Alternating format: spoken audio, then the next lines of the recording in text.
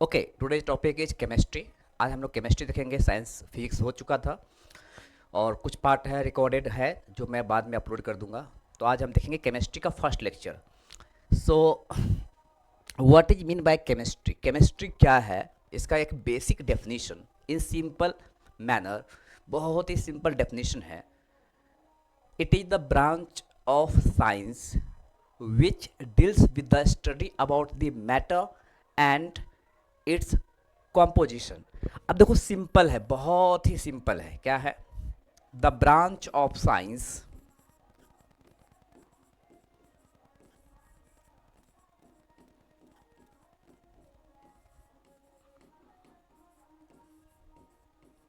which deals with the study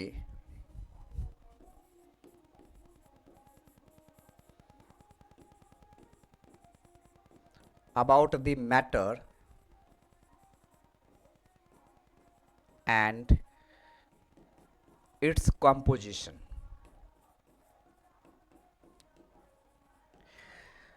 So in our environment we watch a lot of objects and things. Some are tangible, some are intangible, some are visible, some are not visible। Actually ये जितने भी things है, इस all these are made up of the matters. ये सब के सब matter से बना हुआ है। कुछ मेटल है, कुछ नॉन मेटल है, कुछ मेटेलॉइड है, कुछ ऐसे जो कंपोनेंट है, ऐसे जो कॉम्पोजिशन है। मीन्स वर्ड की जो मैटर है, matter means the thing which occupies the space and having the mass. वह वस्तु जो स्थान को घेरता हो और जिसमें मास हो, द्रव्यमान हो, उसे हम मैटर बोलते हैं। तो बेसिकली मैटर और उसके स्टडी, उसके कॉम्पोजिशन का जो स्टडी है, that is the chemistry only. The father of chemistry, ये भी एग्जाम में पूछता है। तो father of chemistry is Antoine Lavoisier. Antoine Lavoisier.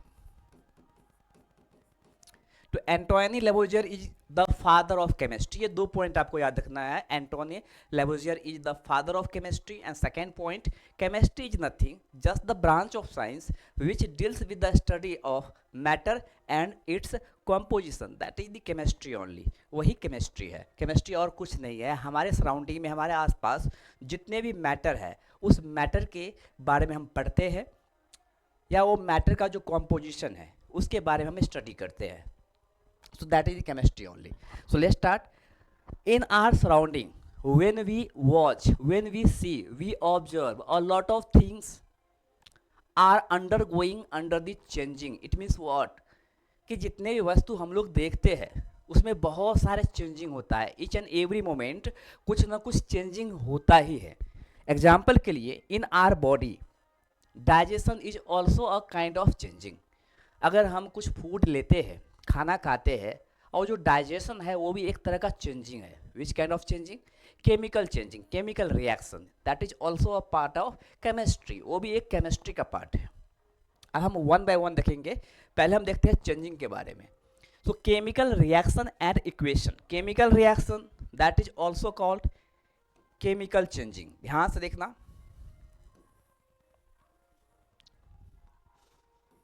Chemical reaction, this is also called chemical change. It means what? हम किसी भी वस्तु को जलाते हैं, when we burn anything, then the burning process undergoes the chemical reaction. अब देखो, जो भी हमारा फ्यूल है, fuel contains the carbon. Fuel में क्या होता है? कार्बन होता है। और कार्बन, जब कभी भी कार्बन बर्न होगा, इट नीड्स ऑक्सीजन। बिना ऑक्सीजन का कार्बन कभी नहीं जलेगा। जब कोई भी फ्यूल है, चाहे आप लोग घर में जो एलपीजी गैस है उसको आप यूज करते हैं, या जो हमारा बायोफ्यूल है उसको हम यूज करते हैं, किसी भी तरह का फ्यूल है, किसी भी तरह का ईंधन है, उसको जलने के लिए क्या चाहिए? ऑक्सीजन चाहिए। बहुत ज़रूरी है, ऑक्सीजन चाहिए। और जब ऑक्सीजन चाहिए, ये दोनों आपस में रिएक्ट करता है, क्या बनता है? Carbon dioxide. It means what? This is the chemical reaction. It is a kind of changing. ये एक तरह का बदलाव हुआ है, परिवर्तन हुआ है, चेंजिंग हुआ है। और दो रिएक्टेंट आपस में रिएक्ट करके फिर प्रोडक्ट बना है कार्बन डाइऑक्साइड। सो एक तरह का ये चेंजिंग है। अब एग्जांपल के लिए, हमारे घर में फ्रीजर है। फ्रीजर है, हम लोग क्या करते हैं? वाटर है, वाटर को हम फ्रिज में रखते हैं। Water H2O in liquid form, ये जो लिक्विड फॉर्म है ये क्या होता है, आइस बन जाता है, H2O ही रहता है बट ये आइस के फॉर्म में सॉलिड बन जाता है। क्या बन जाता है, आइस के फॉर्म में सॉलिड। तो आप देख सकते हो लिक्विड से सॉलिड में conversion that is also kind of changing, वो भी एक तरह का चेंजिंग है। हमारा एनवायरनमेंट रात को कुछ और होता है, दिन में कुछ और होता है, सुबह में कुछ और होता है, शाम में कुछ और होता है, ये सभी क्या चेंजिंग है। तो चेंजिंग हर जगह पे, हर पल, हर मोमेंट, हर जगह पे चेंजिंग है। अब यहाँ पे हमारा टॉपिक क्या है, टॉपिक है कि what kind of changes are the physical change and what kind of changes are the chemical change. कौन सा फिजिकल चेंज है और कौन सा केमिकल चेंज है। जो केमिकल चेंज होगा that is called chemical reaction, लेकिन जो फिजिकल चेंज होगा उसको हम केमिकल रिएक्शन नहीं बोल सकते हैं। ओके, तो हम इस पे देखते हैं। तो first physical change.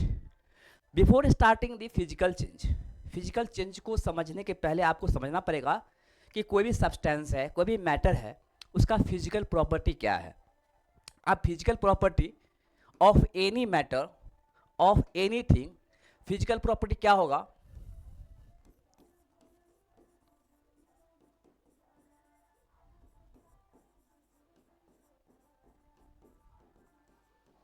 Physical property of any matter, मतलब जो हमें फिजिकली दिखता है, फिजिकली आप ऑब्जर्व करते हैं, हम लोग उसको देख सकते हैं। इन शॉर्ट आप बोल सकते हो कि उसकी जो कैरेक्टर है, उसको जो हम देख सकते हैं, फिजिकली अपीयरेंस बोल सकते हैं, उसका अपीयरेंस कैसा है। अब एग्जांपल के लिए कोई मैटर है तो मैटर का शेप कैसा है, इसका कलर कैसा है, ध्यान से देखना कलर क्या है, इसका साइज क्या है, इसका वेट क्या है, ऑल दीज थिंग्स, ये सब क्या है, उस मैटर का फिजिकल प्रॉपर्टीज है। आप देख सकते हो shape, colour, size, weight, all these are the what, physical properties. ये क्या है, फिजिकल प्रॉपर्टीज है। और सिंपल मैनर में अगर फिजिकल प्रॉपर्टीज में किसी भी तरह का चेंजेज होगा that is the physical change. अब देखो फिजिकल, जैसे हम बात करते हैं शुगर, हमारे घर में चीनी होता है, शुगर है।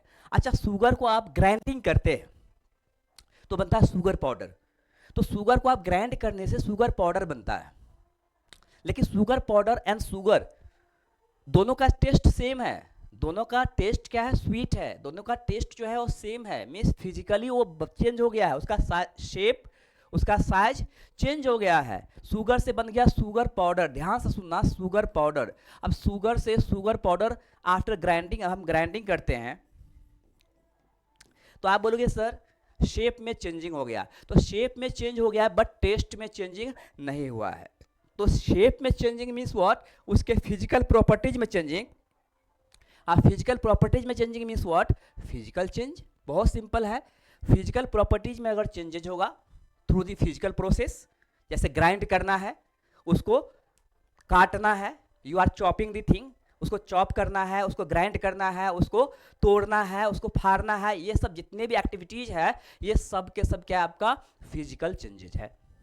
Suppose you mix a glass of water with sugar, अगर मान लो कि एक ग्लास ऑफ वाटर, मैंने एक ग्लास लिया, अब एक ग्लास पानी है, इसमें मैंने क्या क्या कुछ 2 चम्मच जो है शुगर डाल दिया, चीनी डाल दिया, उसको डिजॉल्व कर दिया, उसको हम मिक्स कर दिए, the solution of water and sugar.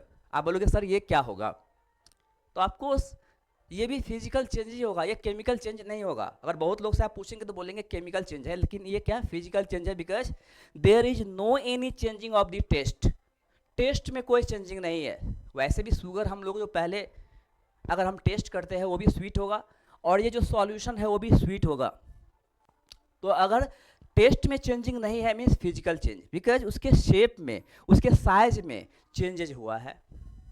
तो अगर शेप में, साइज में चेंजेज हुआ है तो हम क्या बोलेंगे, फिजिकल चेंज। लेकिन अगर मैं यहाँ बोल दूँ आपको कि जैसे मान लो मिल्क है, अब मिल्क को हमने कर्ड बनाया, क्या बनाया, कर्ड।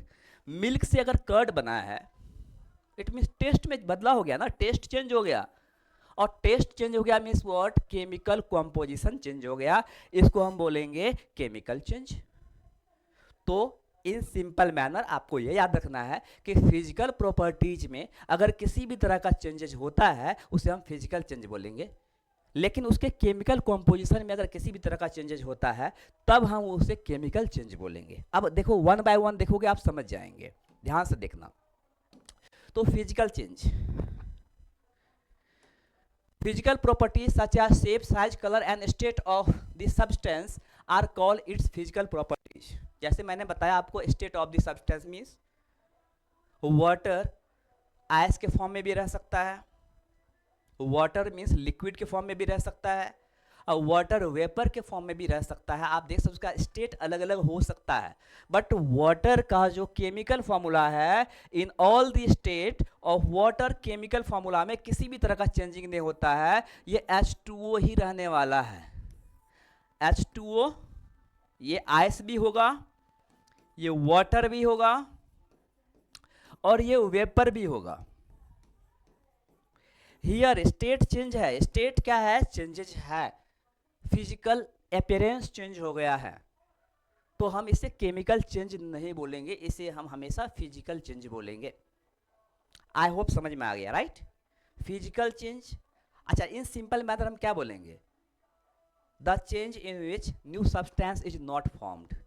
ऐसा चेंजेज जिसमें न्यू सब्सटेंस फॉर्म नहीं होता है, उसे हम क्या बोलेंगे, फिजिकल चेंज बोलेंगे। अब देखो, आइस था तब भी वाटर H2O, वाटर है तब भी H2O, वेपर है फिर भी H2O, किसी भी तरह का केमिकल चेंज नहीं हुआ। लेकिन अगर मैं बोलूं यहाँ पे कार्बन जो है सॉलिड फॉर्म में ऑक्सीजन से रिएक्ट करता है गैस फॉर्म में, क्या बनता है, कार्बन डाइऑक्साइड, ये क्या है, न्यू सब्सटेंस है, new substance.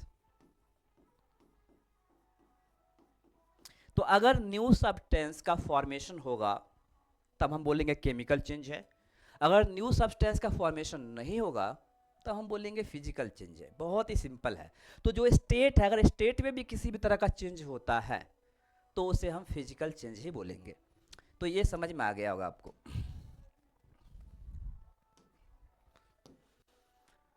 So change in which a substance undergoes a change in its physical properties is called physical change. As I told you, इसमें सिर्फ physical property change होता है। It means उसका size है, उसका shape है, उसका color है, ये change हो सकता है, लेकिन उसका जो chemical composition है या chemical जो उसका properties है उसमें किसी भी तरह का changes नहीं होगा, तो हम बोलेंगे physical change है। और physical change is generally reversible, ये रिवर्सिबल होता है। अब जैसे मैंने एक एग्जाम्पल बताया था कि एक गिलास पानी लिया, इसमें मैंने क्या किया कि कुछ सॉल्ट को मिक्स कर दिया, सॉल्ट को मैंने पानी में घोल दिया, मिक्स कर दिया, इट बिकम्स द सॉल्यूशन। क्या बनता है, ये सॉल्यूशन बनता है। अब ये सॉल्यूशन बनेगा, फिर अगर इस सॉल्यूशन से मुझे सॉल्ट को वापस लाना है तो हम क्या करेंगे, उसको हीट करेंगे। अगर ये सॉल्यूशन को अगर आप हीट करते हो, वाटर वेपराइज हो जाएगा, वाटर जो है वो वेपर के फॉर्म में कन्वर्ट हो जाएगा और सॉल्ट हमें बच जाएगा, सॉल्ट सॉलिड के फॉर्म में कन्वर्ट हो जाएगा। Means we reversed the salt from the solution. हमने क्या किया कि सॉल्ट को वापस ऑब्टेन कर लिए, वापस हम प्राप्त कर लिए, तो इसलिए से बोलता है ये रिवर्सिबल है, इसको हम उसी फॉर्म में वापस रिवर्स कर सकते हैं। तो physical change is generally reversible है। आप ऐसा बोलेंगे कि सर मान लीजिए व्हीट है, क्या है, व्हीट है, अब व्हीट को हमने ग्राइंड किया तो बन गया फ्लोर, अब ये आटा बन गया। अब व्हीट को ग्राइंड करने से आटा बन गया, तो क्या हम इस आटा से फिर व्हीट बना सकते हैं, नहीं बना सकते। तो मैं इसलिए बता रहा हूं, लेकिन ये क्या है, फिर केमिकल चेंज बोलेंगे ना, ये फिजिकल चेंज है। क्यों, क्योंकि व्हीट का जो केमिकल प्रॉपर्टीज है वो फ्लोर का भी है, जो टेस्ट व्हीट में है वही सेम टेस्ट फ्लोर में है, उसमें कोई चेंजिंग नहीं हुआ है, लेकिन इसको हम रिवर्स नहीं कर सकते। तो इसलिए मैं बता रहा हूं कि फिजिकल चेंज जनरली रिवर्सिबल होता है, कुछ ऐसे एक्सेप्शनल केसेस है जिसमें रिवर्सिबल नहीं होता है, रिवर्स हम नहीं कर सकते। इसलिए मैं यहाँ पे एक टर्म लिख दिया हूँ जनरली, मीन्स नॉर्मली ये रिवर्सिबल है, लेकिन कभी कभी ये रिवर्सिबल नहीं होता है। जैसे you tier the paper, paper को आपने फाड़ दिया, तो पेपर को फिर से ज्वाइंट करने के लिए आप क्या, शेलो टेप या समथिंग जो ग्लू होता है उसको आप यूज करेंगे और उसको फिर चिपकाएंगे, लेकिन सेम टू सेम तो आप ऑब्टेन नहीं कर पाए ना, कुछ ना कुछ तो चेंजिंग हो गया। तो doesn't matter, physical property change हुआ है, केमिकल प्रॉपर्टी चेंज नहीं हुआ है, तो हम इसे क्या बोलेंगे, फिजिकल चेंज। इसलिए याद रखना, मैंने बताया कि जनरली जो है ये क्या होता है, रिवर्सिबल होता है। In such a change no new substance is formed. Physical change में कोई न्यू सब्सटेंस फॉर्म नहीं होता है, जैसे मैंने आपको बताया। If you heat the water, पानी को आप गर्म करते हो, पानी वेपर फॉर्म में कन्वर्ट हो जाता है, वेपर में बदल जाता है। तो जो वेपर है वो भी H2O है, किसी भी तरह का जो उसके केमिकल कॉम्पोजिशन है, means 2 atom of hydrogen 1 atom of oxygen, उसमें किसी भी तरह का चेंजिंग नहीं हुआ है, तो हम बोलेंगे फिजिकल चेंज है। मतलब न्यू सब्सटेंस का फॉर्मेशन नहीं हुआ है, न्यू सब्सटेंस इसमें फॉर्म नहीं होता है। आई होप समझ में आ गया होगा कि फिजिकल चेंज क्या है। Now a change in which one or more new substances are formed is called a chemical change। अब जब न्यू सब्सटेंस फॉर्म होता है, सपोज फोटोसिंथेसिस, जो पेड़ पौधा है, जो भी ग्रीन प्लांट्स है, तो ग्रीन प्लांट्स क्या होता है, फोटोसिंथेसिस प्रोसेस में कार्बन डाइऑक्साइड एनवायरनमेंट से लेते हैं, इसके रूट से उसको वाटर मिल जाता है in the presence of sunlight, sunlight के प्रेजेंस में आप देखोगे क्या बनता है, C6H12O6 बनता है प्लस ऑक्सीजन बनता है। आप बोलोगे सर एक्चुअली यहाँ पे तो कार्बन डाइऑक्साइड था, यहाँ पे वाटर था, लेकिन आफ्टर रिएक्शन, आफ्टर चेंजिंग, जब चेंजिंग हुआ तो ये ग्लूकोज बन गया। क्या बन गया, ये ग्लूकोज, ये ग्लूकोज बन गया, और ये क्या बन गया, oxygen gas. It means what, कि पहले चेंजेस से पहले तो कुछ और था, कार्बन डाइऑक्साइड था, वाटर था, लेकिन चेंजेस के बाद तो ग्लूकोज बन गया, ऑक्सीजन बन गया। तो ये ग्लूकोज और ये जो ऑक्सीजन आप देख रहे हैं, क्या बन गया, न्यू सब्सटेंस। तो एक या एक से ज्यादा न्यू सब्सटेंस अगर बन जाता है, उसे हम केमिकल चेंज बोलेंगे। आई बात समझ में, ओके गुड।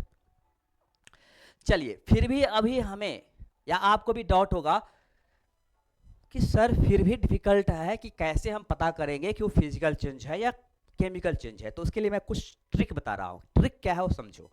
पहले एक चीज समझो कि जो chemical change is also called chemical reaction. Chemical reaction को केमिकल चेंज बोलता है, ये मैं आपको पहले बता चुका हूँ।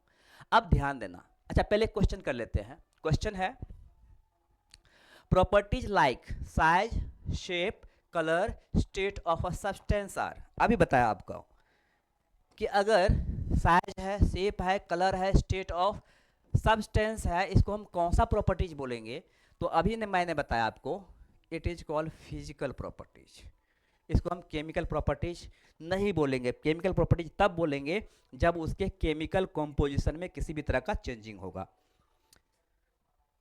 ओके, तो ये मैं आपको बता भी चुका था। तो इसको हम क्या बोलेंगे, physical properties. Okay, second question भी आ गया। चलिए मैं पहले कुछ क्वेश्चन आपको बता देता हूं, समझ लीजिए।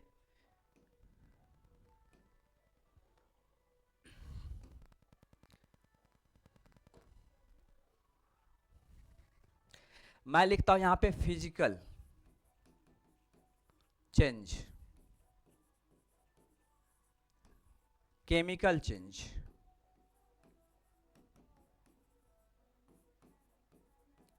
देखो ट्रिक क्या है समझ लो, बहुत ही सिंपल है ट्रिक। अगर स्टेट, सिर्फ स्टेट चेंज हो रहा है, फिजिकल चेंज। ओके, अगर न्यू प्रोडक्ट नहीं बन रहा है, no new product, physical change. अगर ये जनरली रिवर्सिबल है, फिजिकल चेंज।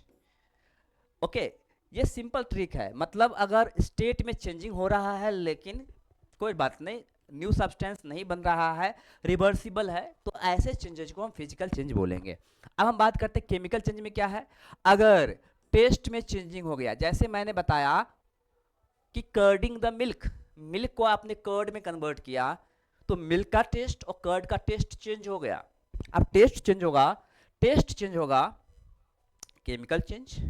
ओडर, अगर उसके स्मेल में चेंजिंग हो गया, स्मेल अगर चेंज हो रहा है तो केमिकल चेंज, स्मेल में चेंजिंग होगा केमिकल चेंज। ओके, जैसे एग्जांपल के लिए डिकम्पोजिशन, अगर कोई भी मैटर डिकम्पोज्ड होता है या रॉटन होता है, सड़ जाता है, मान लो कि कोई भी चीज़ है अगर वो डिकम्पोज होता है या सड़ जाता है, स्मेल चेंज हो जाता है, बहुत ज़्यादा बदबू करता है, तो वो जो बदबू है, वो जो बास है, वो जो स्मेल है, वो चेंज हो रहा है आफ्टर चेंजिंग। जैसे ही टेस्ट मतलब क्या, उसके स्मेल में चेंजिंग आ गया, ओडर में चेंजिंग आ गया, मतलब केमिकल चेंज है। अगर उसके कलर में भी चेंजिंग आएगा,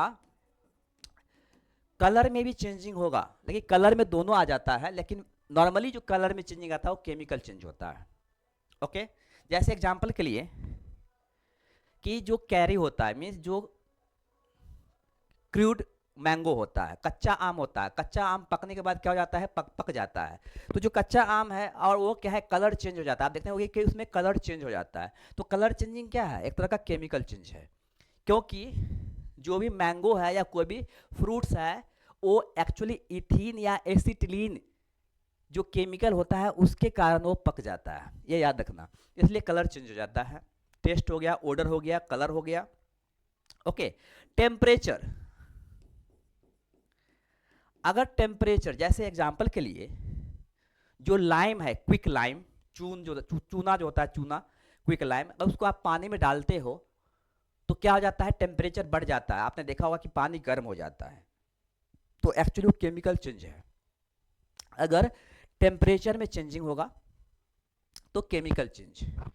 आई बात समझ में, टेस्ट में चेंजिंग, स्मेल में चेंजिंग, कलर में चेंजिंग, टेम्परेचर में चेंजिंग, अगर इस तरह का चेंजिंग हो रहा है तो हम बोलेंगे कि वो जो है एक्चुअली केमिकल चेंज है। ये सिंपल ट्रिक्स है, सिंपल ट्रिक ये है, टेस्ट, ओडर, कलर, टेम्परेचर अगर चेंज हो गया,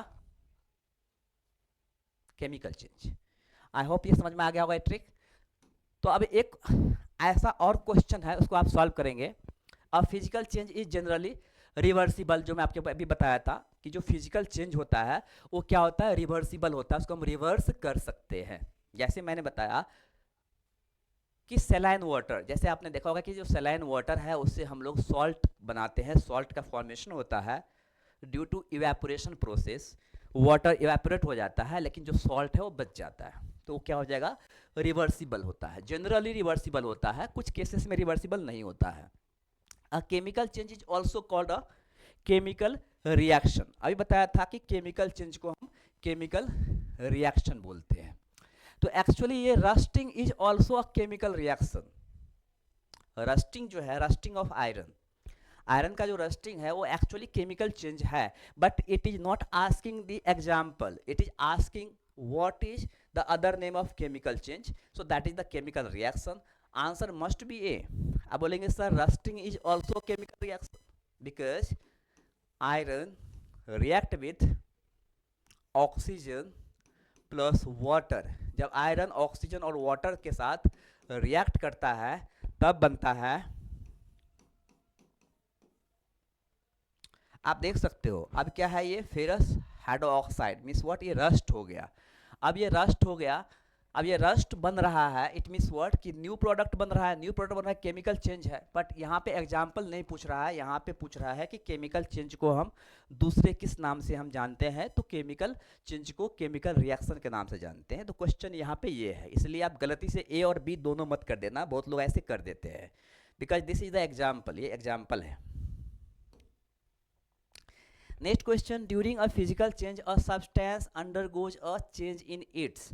तो देखो फिजिकल चेंज है, अभी बताया कि फिजिकल चेंज में क्या होता है कि उसके फिजिकल प्रॉपर्टीज में चेंजिंग होता है, उसके केमिकल कॉम्पोजिशन, केमिकल प्रॉपर्टीज में किसी भी तरह का बदलाव नहीं होता है, परिवर्तन नहीं होता है। तो हम इसको क्या बोलेंगे कि अगर फिजिकल चेंज है तो सिंपल सी कॉन्सेप्ट है, फिजिकल प्रॉपर्टीज में चेंजिंग होगा, उसके taste, colour, temperature, odour, smell, इस सब में किसी में चेंजिंग नहीं होगा।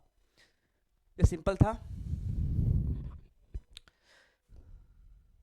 अब देखो chemical reaction and equation, a complete chemical equation represents the reactant, products and their physical state symbolically. मैं अब यहाँ पे केमिकल रिएक्शन क्यों बता रहा हूँ, केमिकल इक्वेशन क्यों बता रहा हूँ, मैंने अभी बताया कि chemical change is also the chemical reaction. अब देखो नॉर्मली क्या होता है कि हम सिंबल से कैसे रिप्रेजेंट करते हैं, जैसे मैंने बताया आपको कि ये सपोज क्विक लाइम है, ये क्या है, क्विक लाइम। क्विक लाइम को अगर हम वाटर में मिक्स करते हैं तो बनता है क्या, उसको हम बोलते हैं liquid lime.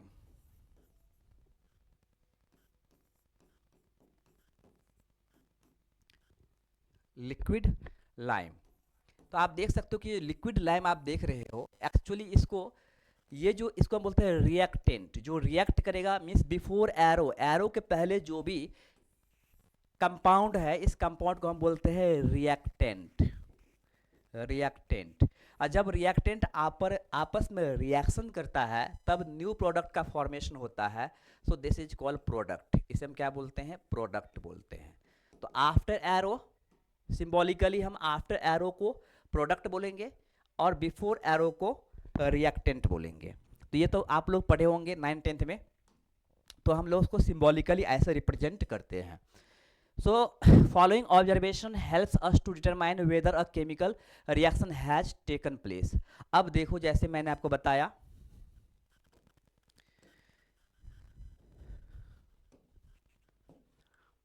Change in state.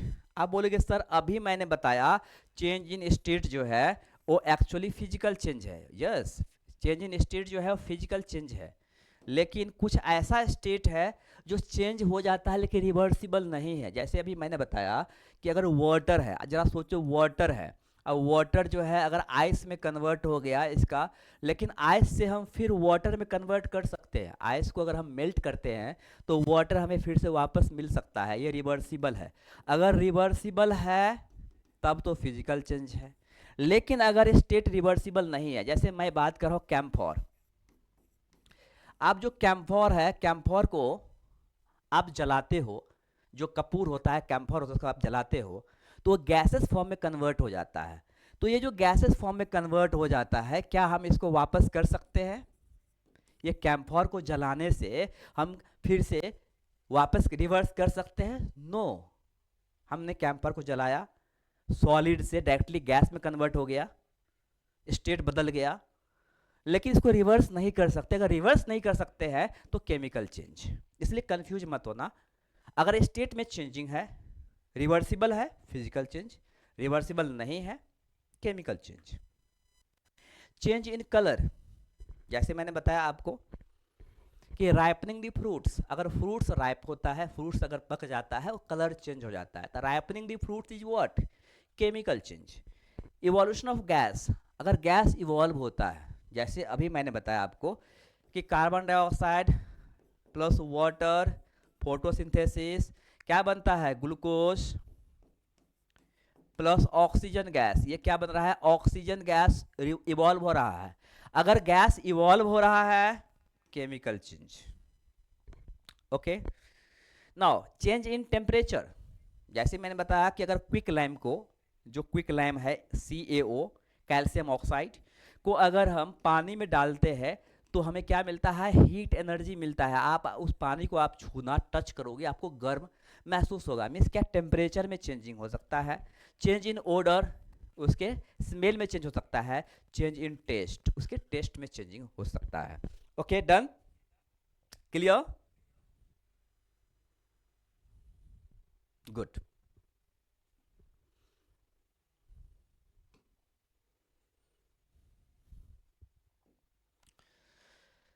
अब क्वेश्चन है, विच of the following statement is incorrect for a chemical reaction. Chemical reaction के लिए कौन सा स्टेटमेंट जो है वो इनकरेक्ट है, वो सही नहीं है।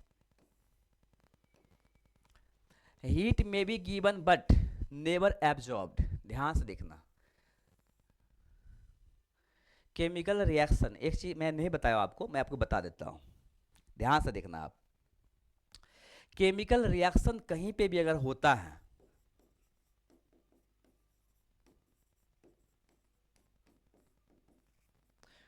On the basis of heat there are two types of chemical reaction. Heat के बेसिस पे दो टाइप के केमिकल रिएक्शन होता है। One is called exothermic reaction,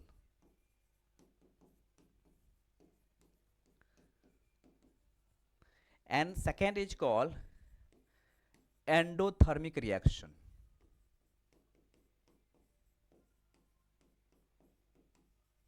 देखो एक्सोथर्मिक रिएक्शन का मतलब क्या है कि in the reaction the heat is evolved. अगर हीट इवॉल्व हो रहा है, अगर हीट उसमें से निकल रहा है, अगर रिएक्शन के बाद अगर हीट निकल रहा है, इवॉल्व हो रहा है, तब तो हम बोलेंगे इसको क्या है कि ये एक्सोथर्मिक। जैसे एग्जांपल के लिए मैं बता रहा हूँ, calcium oxide means quick lime को अगर हम पानी के साथ अगर हम मिक्स करते हैं तो हमें बनता है कि ये लिक्विड लाइम बन जाता है, CaOH2 बन जाता है, और इसमें हीट एनर्जी रिलीज होता है, हीट एनर्जी रिलीज हो रहा है। तो आप देखते हो ये हीट एनर्जी रिलीज हो रहा है, मतलब क्या ये जो लाइम है वाटर के साथ अगर रिएक्ट करता है, केमिकल रिएक्शन होता है, तो लिक्विड लाइम के साथ साथ हीट इवॉल्व हो रहा है। हम इस तरह के रिएक्शन को बोलेंगे एक्सोथर्मिक रिएक्शन। क्या बोलेंगे? Exothermic reaction. अब हम एंडोथर्मिक रिएक्शन में क्या होता है कि रिएक्शन के लिए हीट की रिक्वायरमेंट होती है। अब एग्जांपल के लिए carbon dioxide plus water, photosynthesis in the presence of sunlight. Sunlight से क्या मिलता है? हीट। सनलाइट से एक्चुअली क्या मिलता है? हीट। मतलब सनलाइट चाहिए, ये जो है फोटोसिंथेसिस के रिएक्शन के लिए सनलाइट की रिक्वायरमेंट है। सनलाइट में ऑफ कोर्स क्या है? हीट एनर्जी है, हीट की रिक्वायरमेंट है। बिना हीट का ये रिएक्शन नहीं हो सकता। अब ये हीट की रिक्वायरमेंट होगी तो बोलेंगे एंडोथर्मिक रिएक्शन। क्या बोलेंगे? Endothermic reaction.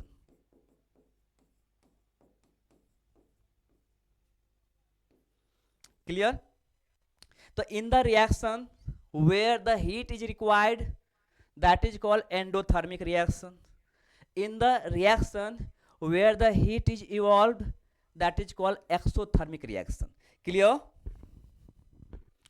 तो देखो ये मैं इसलिए बताया आपको कि इससे आपका पहला क्वेश्चन, हीट में be given out but never absorbed, this is wrong. यहां पे पूछ रहा है इनकरेक्ट स्टेटमेंट, इनकरेक्ट पूछ रहा है, क्योंकि इसमें हीट एब्जॉर्ब भी हो सकता है। जैसे इसमें एंडोथर्मिक में हीट एब्जॉर्ब होता है, एक्सोथर्मिक में हीट जो है वो गिवन आउट इवॉल्व होता है। तो first one is incorrect. Clear? Sound में बी प्रोड्यूस्ड, यस समहाउ। अगर हम कोई गैस को वाटर के साथ मिक्स करते हैं तो थोड़ा जो बबल होता है, आपने देखा होगा कि कार्बन डाइऑक्साइड जब पानी में रहता है तो बबल है, बबल जो है अगर फूटता है तो थोड़ा साउंड आता है, तो साउंड प्रोड्यूस होगा। अ कलर चेंज में टेक प्लेस, ये भी होगा। अ गैस में भी इवॉल्व, ये भी होगा। तो आंसर क्या होगा? इनकरेक्ट बोल रहा है। इनकरेक्ट में क्या होगा? फर्स्ट वन इनकरेक्ट है। Okay clear?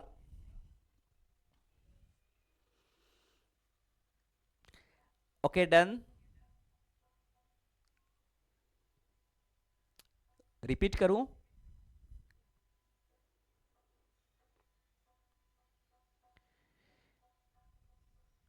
Okay good.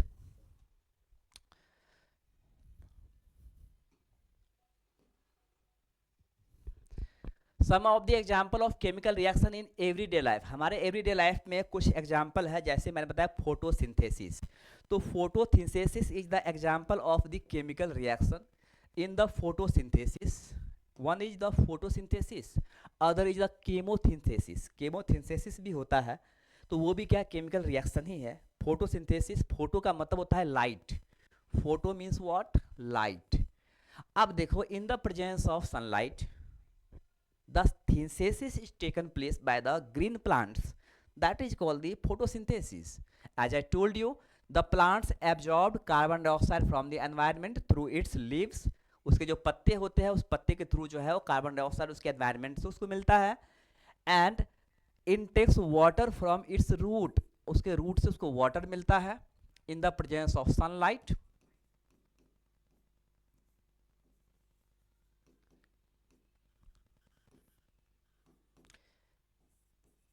Glucose plus oxygen, this is called photosynthesis. इसे हम क्या बोलेंगे? फोटोसिंथेसिस। ड्यूरिंग डे होगा, सनलाइट के प्रेजेंस में ही हो सकता है ये। In absence of sunlight it can not be done because it required the heat energy as well as light energy. ये जो सनलाइट है, सनलाइट क्या है? सोलर एनर्जी है। What? solar energy, and this solar energy is converted into what? Chemical energy. What?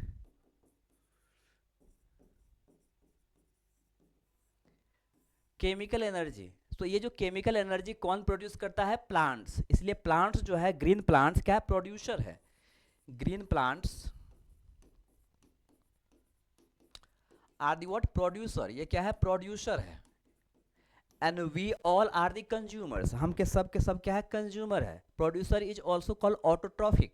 ये हम biology में देखेंगे, बायोलॉजी के लेक्चर होगा तब देखेंगे. सिर्फ अभी इतना समझो कि ग्रीन प्लांट्स जो है वो एक्चुअली सोलर एनर्जी को केमिकल एनर्जी में कन्वर्ट करता है. और फाइनली ये जो ग्रीन प्लांट्स है उसको हर्बीवोर्स शाकाहारी जानवर खाते हैं, फिर उसको मांसाहारी जानवर खाता है. इट मीन्स हमारी जो फूड वेब है, फूड चेन है, आफ्टर ऑल सब डिपेंडेंट किस पे है? सोलर एनर्जी पे. It means sun is the ultimate source of energy for us. हमारे लिए जो एनर्जी का अल्टीमेट सोर्स है वो सन है. तो इसको हम बोलते हैं क्या? फोटोसिंथेसिस. बट ड्यूरिंग नाइट, अभी मैंने बताया ड्यूरिंग डे तो ये होगा नो डाउट. ड्यूरिंग नाइट क्या होगा? ड्यूरिंग नाइट ये जो प्लांट्स है, ग्रीन प्लांट्स है, फॉर देयर डेवलपमेंट और ग्रोथ, प्लांट्स अपने ग्रोथ और डेवलपमेंट के लिए क्या करता है? जितने भी एनर्जी को प्रोड्यूस किया है, जितने भी केमिकल एनर्जी को प्रोड्यूस किया है, उसका 10% जो है वो रात को कंज्यूम करता है. याद रखना. तो the green plants they produce the chemical energy during day, they consume during night of its produce 10% energy. 10% energy को कंज्यूम करता है. आपका एनर्जी है ग्लूकोज. अब देखो ध्यान से, अब ग्लूकोज है, इसको रात के टाइम में क्या करेगा? इसको कंज्यूम करेगा. ग्लूकोज के ब्रेक डाउन के लिए, उसको कंज्यूम करने के लिए अब प्लांट को चाहिए ऑक्सीजन. क्या चाहिए? ऑक्सीजन चाहिए. Without oxygen the glucose can not be broken. इसको नहीं तोड़ सकते हैं. तो actually plants need oxygen during night.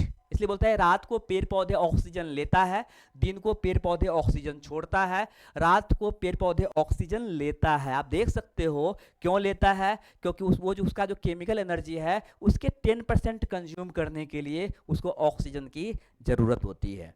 अब देखो क्या बनता है फिर? Carbon dioxide and water vapour. अब इसमें कन्वर्ट हो गया, रिवर्स हो गया, उल्टा हो गया. लेकिन इसको हम बोलते हैं ट्रांसपिरेशन. क्या बोलते हैं? ट्रांसपिरेशन. तो basically transpiration is also a chemical change. Transpiration क्या है? एक तरह का केमिकल चेंज है. याद रखना, ये ट्रांसपिरेशन है और ये फोटोसिंथेसिस है. What? This is photosynthesis, this is transpiration. Transpiration is also a kind of chemical reaction.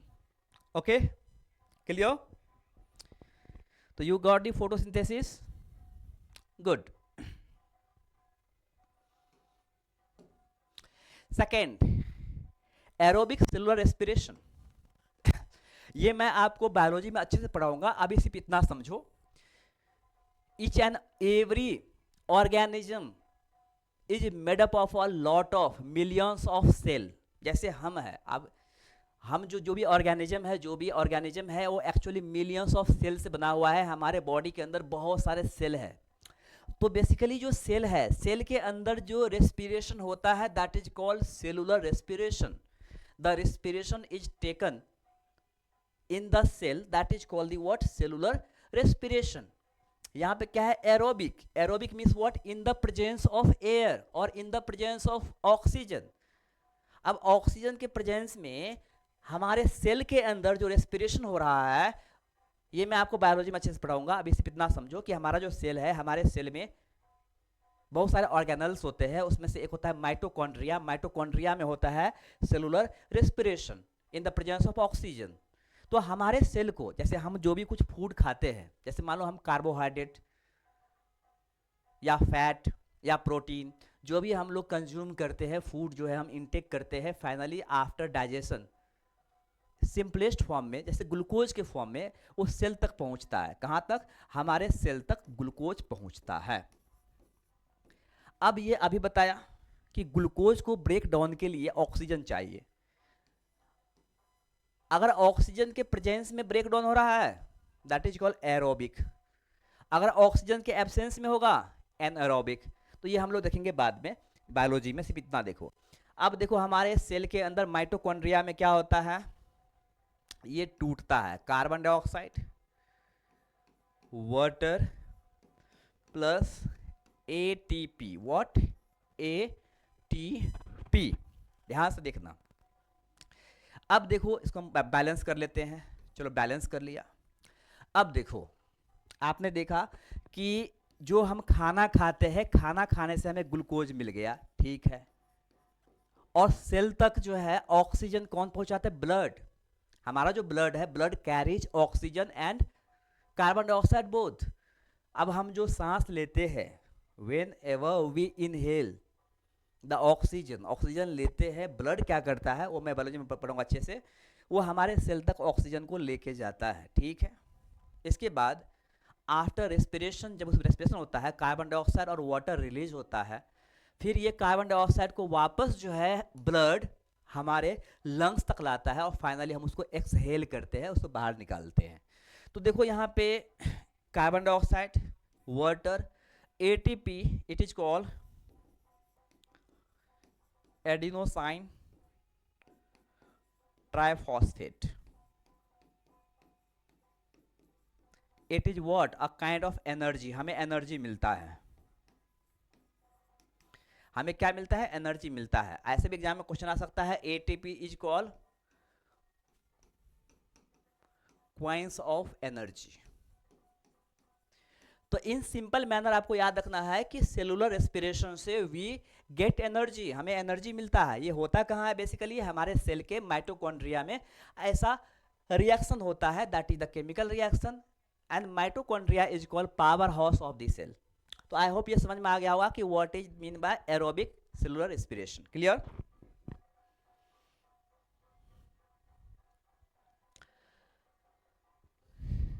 Okay good.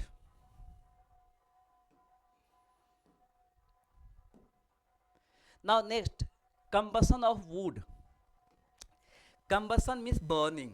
अगर कोई भी वुड है, अभी बताया वुड मीन्स बायोफ्यूल, वुड क्या है, बायोफ्यूल है। चाहे वुड हो सकता है या काउ डंग का जो बनता है उपला, आपने देखा उपला हो सकता है, या कोई भी ऐसा फ्यूल हो सकता है, बायोफ्यूल हो सकता है।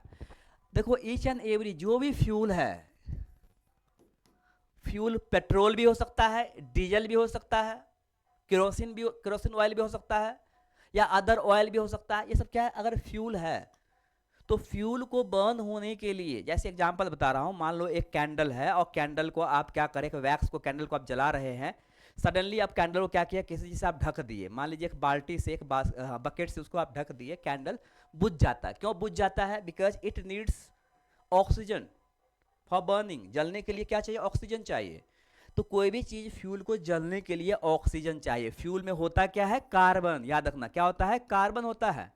Carbon in any form, methane के फॉर्म में हो सकता है, इथेन के फॉर्म में हो सकता है, C2H6, प्रोपेन के फॉर्म में हो सकता है, ब्यूटेन के फॉर्म में हो सकता है, किसी भी फॉर्म में हो सकता है।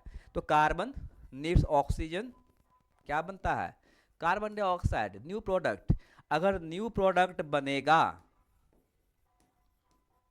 It means what, chemical reaction, chemical changing. Clear?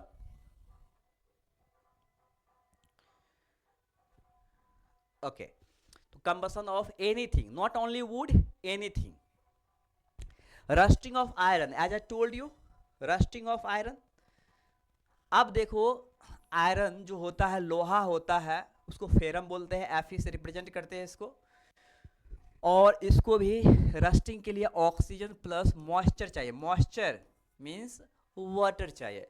Without moisture, without oxygen ये रस्ट नहीं होगा। अगर ये होता है तो ये क्या हो जाएगा, रस्ट होगा।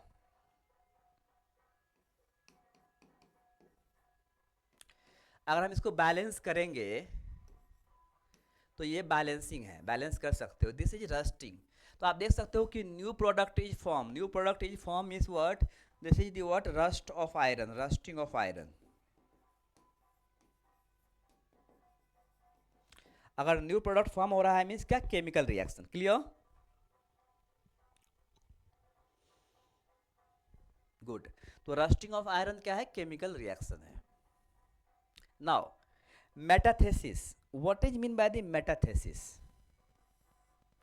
Basically metathesis means what? This is also the displacement reaction. अब एग्जाम्पल के लिए जैसे मान लो कि आयरन को अगर हम कॉपर सल्फेट से रिएक्ट करवाते हैं, because iron is more reactive than copper. ध्यान से सुनना, आयरन जो है वो कॉपर से ज़्यादा रिएक्टिव होता है, लेकिन यहाँ पे आयरन जो है कॉपर से ज़्यादा रिएक्टिव होता है। तो सिंपल सी कॉन्सेप्ट है कि कॉपर को डिस्प्लेस कर देगा और क्या बन जाएगा? आयरन सल्फेट या फेरस सल्फेट और प्लस कॉपर। आप देख सकते हो। तो actually because iron is more reactive than copper, that's why iron displaces the position of copper here. This kind of the process is called what? Metathesis. It means what? कि देखो यहाँ पे क्या बन गया? New product. What? New product. एक नहीं दो न्यू प्रोडक्ट, ये भी न्यू प्रोडक्ट, ये भी न्यू प्रोडक्ट। तो chemical reaction clear?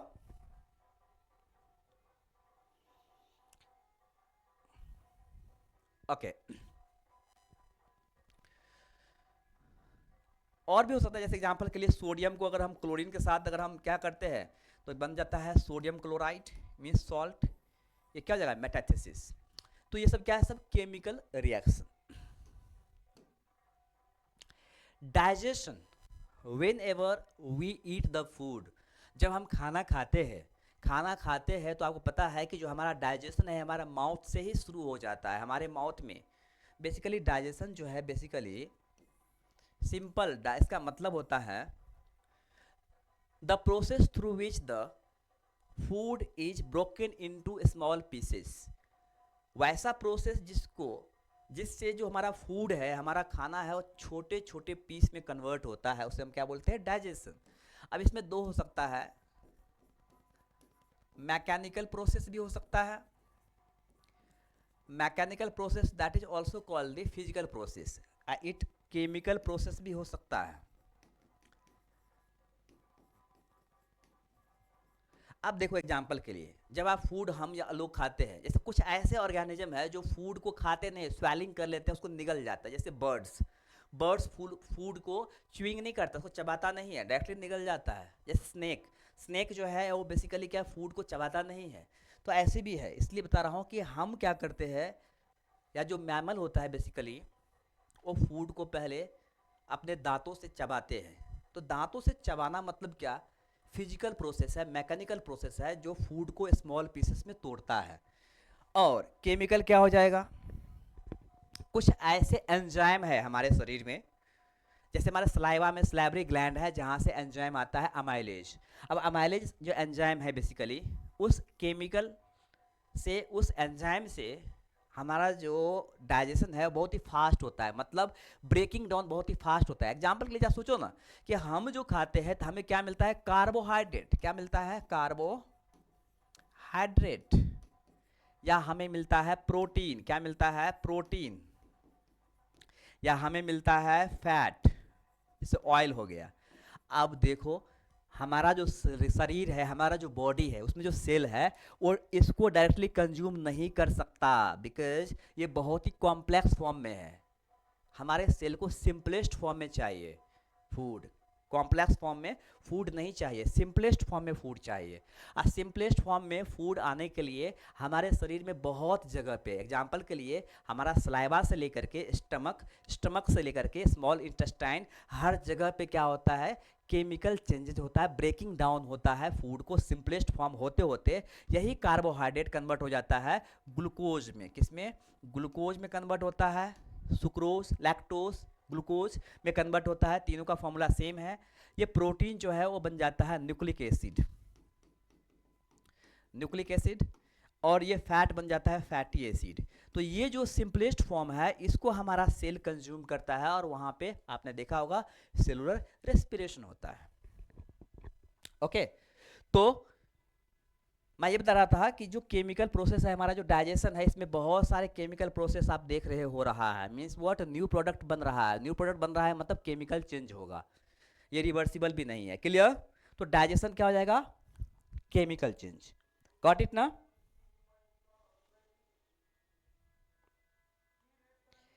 Okay done.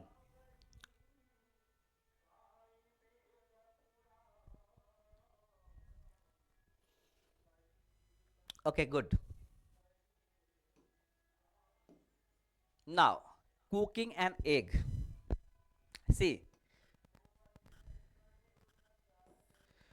Cooking an egg, egg को अगर कुक करते हैं, ऑमलेट बनाते हैं, सपोज पॉच बनाते हैं, ऑमलेट बनाते हैं, एग करी बनाते हैं, एक्सेट्रा एक्सेट्रा, तो क्या उसको हम रिवर्स कर सकते हैं? नहीं कर सकते। या suppose cooking anything, not only egg, cooking vegetable, cooking egg, cooking rice, cooking pulse, कोई भी चीज अगर कुकिंग हो रहा है that is the chemical change. देखो इसमें क्या है, सिंपल सी कॉन्सेप्ट है, इससे क्या टेस्ट भी चेंज होगा, कलर भी चेंज होता है, टेस्ट भी चेंज होता है, रिवर्सिबल भी नहीं है। तो सिंपल सी कॉन्सेप्ट है कि cooking anything that is the word chemical change. अब मैं बोलूंगा cooking vegetable and chopping vegetable,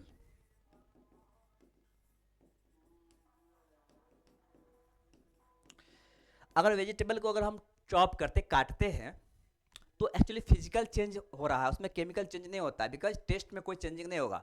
vegetable को आप काटोगे उसमें टेस्ट में कोई चेंजिंग नहीं होगा, तो उससे हम क्या बोलेंगे, चॉपिंग वेजिटेबल क्या है, फिजिकल चेंज है। बट कुकिंग वेजिटेबल क्या हो जाएगा, chemical change. Clear? Okay good.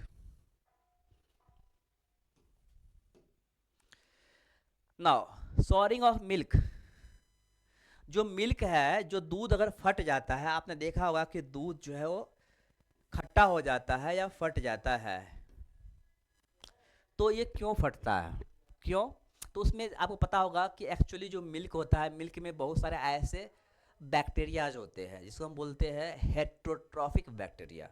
तो हेट्रोट्रॉफिक बैक्टीरिया जो है बेसिकली मिल्क को क्या करता है, उसको फाड़ देता है, उसको सॉर कर देता है, या उसको कर्ड में कन्वर्ट कर देता है, उसको कर्ड में कन्वर्ट कर देता है, उसको पनीर में कन्वर्ट कर देता है। आई बात समझिए, जो पनीर है, ये जो कर्ड है, ये मिल्क से कन्वर्ट हो गया है, सिंपल सी कॉन्सेप्ट है। अब कर्ड से हम मिल्क वापस रिवर्स कर सकते हैं? नहीं कर सकते हैं। टेस्ट में भी क्या हो गया, चेंजिंग हो गया। पनीर और मिल्क से हम वापस कर सकते हैं? रिवर्स नहीं कर सकते हैं। ठीक है, क्या हम पनीर का और मिल्क का टेस्ट एक ही जैसा है? नहीं, अलग टेस्ट हो गया। इट्स व्हाट, ये क्या हो जाएगा, केमिकल चेंज। क्लियर?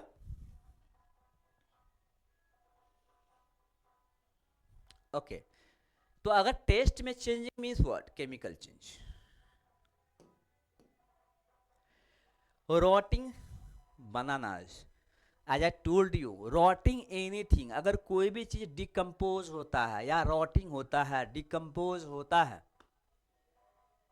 तो वो हमेशा क्या होगा, आपका केमिकल चेंज होगा। बिकॉज रॉटिंग से आपने देखा होगा कोई फ्रूट अगर पक जाता है या वो सड़ जाता है, स्मेल, क्या स्मेल में चेंजिंग हो जाएगा। सिंपल आपको बताया था ट्रिक, क्या बताया था ट्रिक, अगर स्मेल में चेंजिंग आएगा means chemical change. So rotting the fruits or decomposing the anything that comes under the chemical change only, because their smell changes. Clear ना?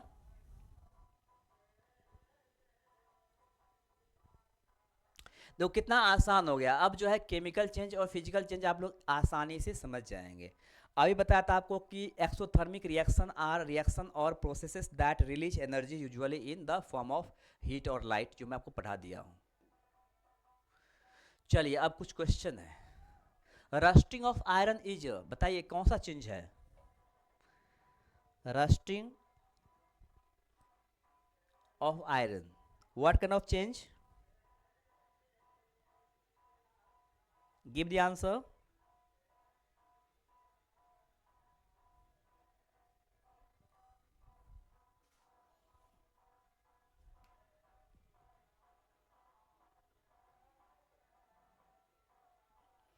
ओके सोनाली नेहा, क्या होगा आंसर बताइए। Rusting of iron, what kind of change,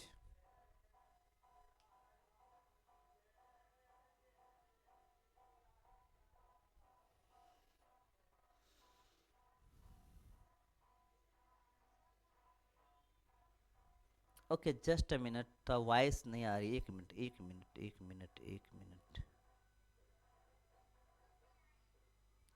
एक just a minute.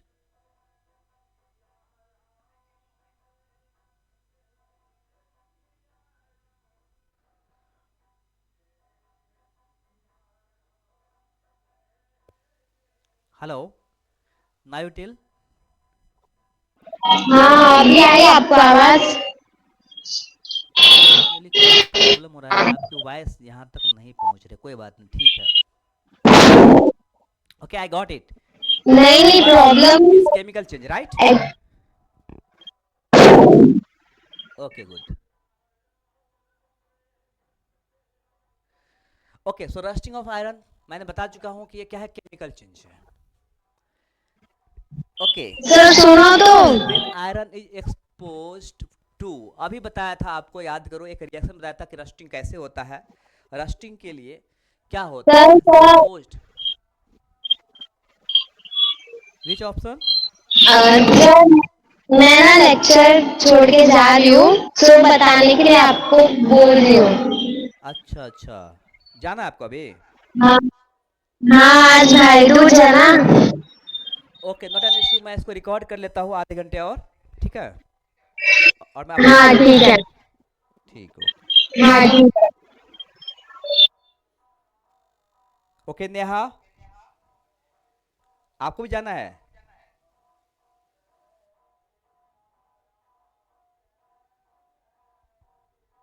Hello,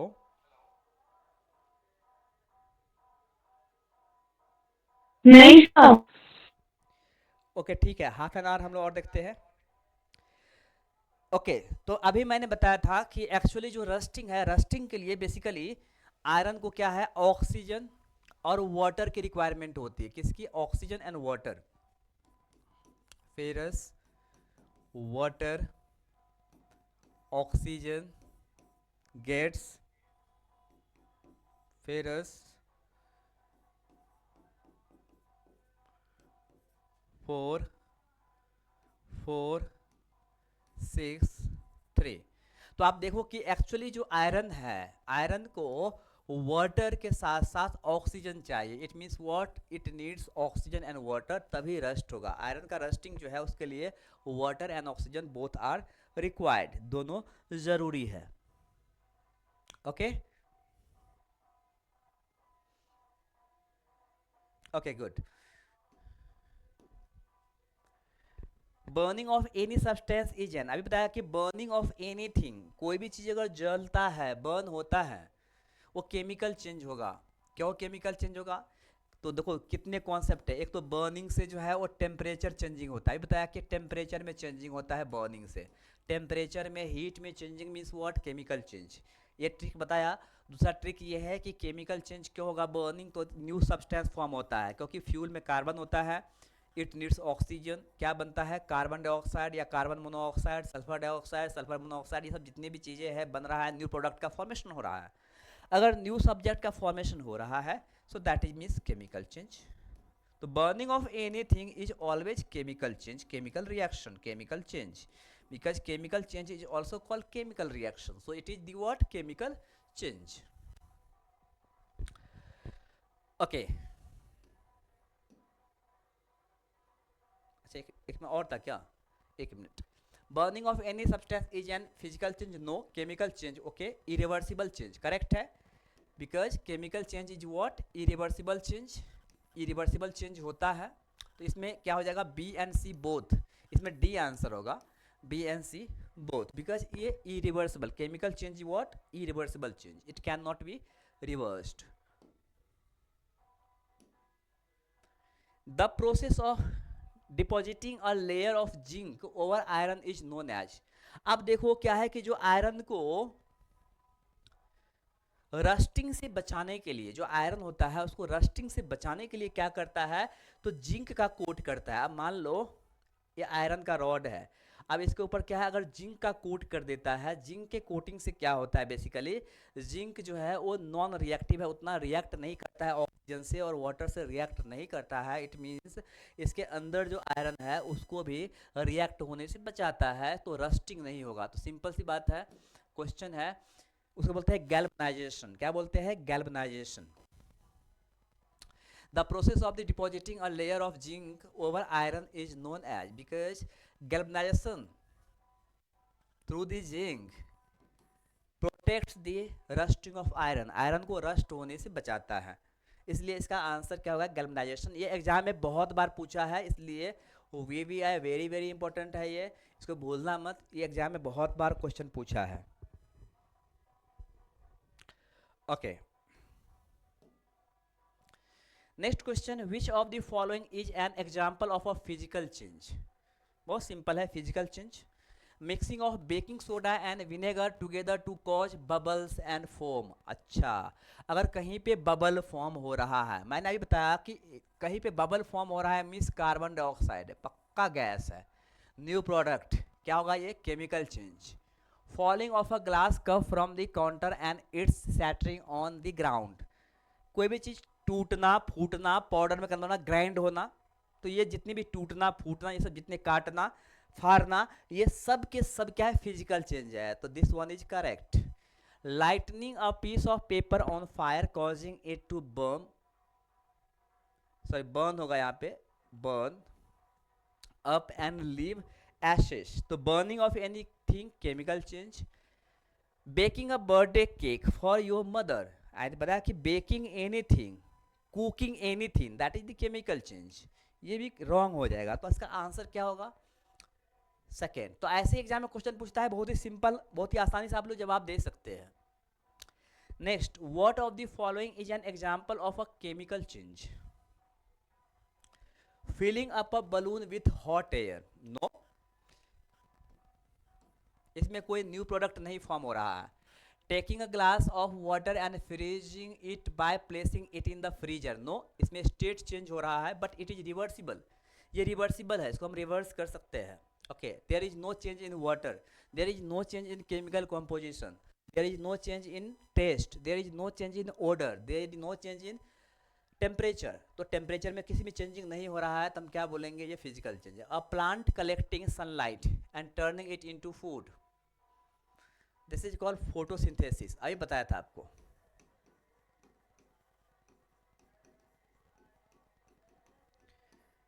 A plant collecting sunlight and turning it into food means what? Photosynthesis, and photosynthesis is what? Chemical change, तो answer C होगा। Your dog wrapping up your homework, no, तो answer क्या होगा? Photosynthesis. Okay, means C answer. Now balanced chemical equation, balanced chemical equation. अब देखो, कभी भी अगर केमिकल रिएक्शन होता है तो in the chemical reaction, before reaction, after reaction, there is no changing in the mass. Actually ये डाल्टन एटॉमिक थियरी में डाल्टन साहब ने बोला था, और ये ट्रू भी है, ये फैक्ट है कि केमिकल चेंजिंग के पहले भी और केमिकल चेंजिंग के बाद भी उसके मास में कोई चेंजिंग नहीं है। चलो मैं एक एग्जांपल दे रहा हूँ, आप समझ जाएंगे। अब मान लो, सिंपल सी कॉन्सेप्ट बता रहा हूँ कि हम 2 ग्राम सोडियम लेते हैं और 2 ग्राम हम क्या लेते हैं? क्लोरीन लेते हैं। तो 2 ग्राम सोडियम 2 ग्राम क्लोरीन को अगर हम मिक्स करते हैं तो NaCl बनता है, मतलब 4 ग्राम NaCl बनेगा। मतलब ये पहले भी क्या है? 2 ग्राम मीन्स 4 ग्राम था, और बाद में केमिकल आफ्टर रिएक्शन भी 4 ग्राम ही है, अब बिफोर रिएक्शन भी 4 ग्राम ही था, मतलब there is no changing in the mass, that is called the conservation of mass of the atom. तो जो एटम का जो मास है उसमें कंजर्व होता है, आफ्टर रिएक्शन भी उसमें किसी भी तरह का चेंजिंग नहीं होता है, that is called the conservation of the mass of the atom before and after a reaction. So that is the what? Balanced equation. So mass can neither be created nor be destroyed in a chemical reaction. That is the total mass of the elements present in the products of the chemical reaction has to be equal to the total mass of the elements present in the reactant. जैसे अगर हम बात करेंगे carbon plus oxygen, carbon dioxide, या देखो आप, carbon का मास होता है 12, ऑक्सीजन का मास होता है 16, तो 2 है तो क्या हो जाएगा? 12 + 16, ये 12 प्लस 16 टू जा 32 कितना हो जाएगा 44, टोटल कितना है 44। मीन्स ये क्या है रिएक्टेंट, एरो के पहले जो है वो रिएक्टेंट है, तो रिएक्टेंट का टोटल मास कितना है 44 है। ठीक है, यहाँ भी चेक करते हैं, कार्बन का 12 प्लस ऑक्सीजन का कितना होता है, ऑक्सीजन का होता है आपका 16 प्लस 2 ऑक्सीजन है, तो ये सी करेंगे 44 ही हो रहा है। तो before and after reaction this is reactant का मास भी 44 और प्रोडक्ट का मास भी 44। तो एक्चुअली मास में किसी भी तरह का चेंजिंग नहीं होता है, mass neither be created not be destroyed. It means mass of the reactants are equal to mass of the products, that is called the balanced equation. इसे हम क्या बोलते हैं, बैलेंस्ड इक्वेशन। क्लियर?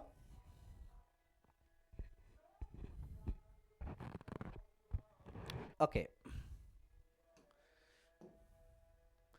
अब देखो यहाँ पे भी देख सकते हो, इसके हम अगर फाइंड आउट करेंगे तो सेम टू सेम निकलने वाला है, इसलिए हम इतना टाइम इसमें नहीं देते हैं। ये समझ गए आप? अगर बैलेंस नहीं होता तो हमें बैलेंस करना पड़ता है। आप देखो ना, अब अगर हम आयरन को वाटर के साथ रिएक्ट करते हैं तो अगर बैलेंस नहीं होता है तो हमें बैलेंस करना पड़ेगा। तो बैलेंस करने के लिए आप लोगों ने पढ़ा होगा, ये जो है हम नंबर्स यूज करते हैं, किसी भी पर्टिकुलर जो सेंट्रल एटम होता है उसको हम कांस्टेंट रखते हैं और फिर हम नंबर से उसको बैलेंस करते हैं। Okay, so the number of atoms of each element remains the same before and after the chemical reaction. Some of the example of the balanced equation. अब मान लो एग्जाम्पल के लिए ध्यान से देखो, इसी को हम देखते हैं, this is iron, ferrum, water. अब ये क्या फॉर्म हुआ, this is ferric oxide. What? Ferric oxide. This is the new product. अब देखो यहाँ पे आयरन 3 था, आयरन कितना हो गया 3 हो गया, तो ऑफकोर्स यहाँ पे हमें आयरन 1 ही है, बैलेंस करने के लिए हमने क्या किया 3 लगा दिया, तो 3 आयरन हो गया। ठीक है, अब अगर एक्चुअली यहाँ पे हम 3 कर दिए, अब देखो यहाँ पे क्या है ऑक्सीजन 4 है, लेकिन यहाँ पे ऑक्सीजन 1 ही था, इस यहाँ तक 1 ही था, तो 4 करने के लिए हमने यहाँ पे 4 लिख दिया, ये भी ठीक है। अब देखो यहाँ पे क्या है H2, तो हमें बैलेंस करना है, तो बैलेंस करना है तो कितना हाइड्रोजन, 4 दूनी 8, मतलब क्या 8 हाइड्रोजन है, तो 8 हाइड्रोजन करने के लिए हमें यहाँ पे 4 टू जा 8, तो इसे हम बैलेंस कर लिए। तो ये क्या है बैलेंस्ड इक्वेशन। तो बैलेंस होगा तभी क्या होगा, mass of the reactants are equal to mass of the products. I hope समझ में आ गया होगा। अब हम देखते हैं types of chemical reaction. First one is the what, combination reaction. बहुत ही सिंपल है। कॉम्बिनेशन रिएक्शन का मतलब क्या होता है, if two reactant combine to form a product. अब मान लो ए एक रिएक्टेंट है, बी के साथ रिएक्ट कर रहा है और आफ्टर रिएक्शन बन जाता है ए बी, इसे हम बोलते हैं कॉम्बिनेशन रिएक्शन। अब मान लो कि ए हम ले लेते हैं कार्बन, क्या ले लेते हैं कार्बन, बी ले लेते हैं हम ऑक्सीजन, आफ्टर रिएक्टेंट क्या बन गया carbon dioxide. So there are 2 reactant, यहाँ पे क्या है 2 reactants, but there is only 1 product, 1 product. This is the what combination, क्योंकि दोनों कंबाइंड हो गया। So such kind of the reaction is called what, combination reaction. I hope ये समझ में आ गया होगा। तो combination reaction, so in the combination reaction 2 or more substances combine to form a new single substance. As I told you, carbon dioxide means what, single substance. Example, आप देखो यहाँ पे देख सकते हो, ये लाइम है, इसे हम क्या बोलते हैं क्विक लाइम, जो बेसिकली जो है लोग पान में खाते हैं, पान में जो चूना लगाते हैं, जो हम क्विक लाइम खाते हैं बेसिकली, या जो टोबैको के साथ तंबाकू के साथ खाते हैं वो क्विक लाइम है। वाटर के साथ अगर इसको क्या किया रिएक्ट करवाया, ये दोनों को रिएक्शन जब होता है तो बन जाता है, इसको हम क्या बोलते हैं स्लैक्ड लाइम या calcium hydroxide. It is also called liquid lime, slaked lime, calcium hydroxide. तो इसका फॉर्मेशन होगा और हीट एनर्जी प्रोड्यूस होता है।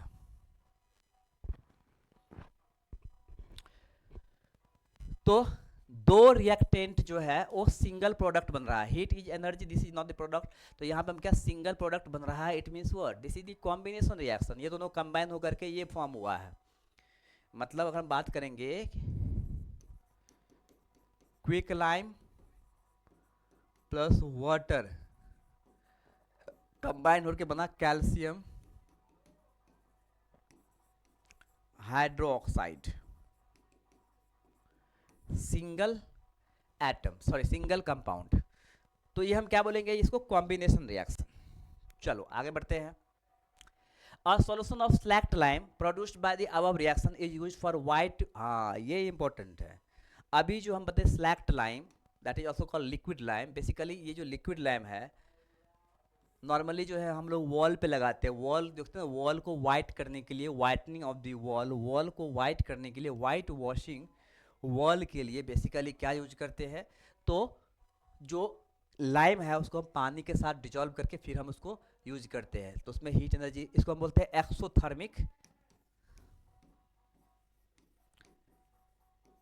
Exothermic combination reaction.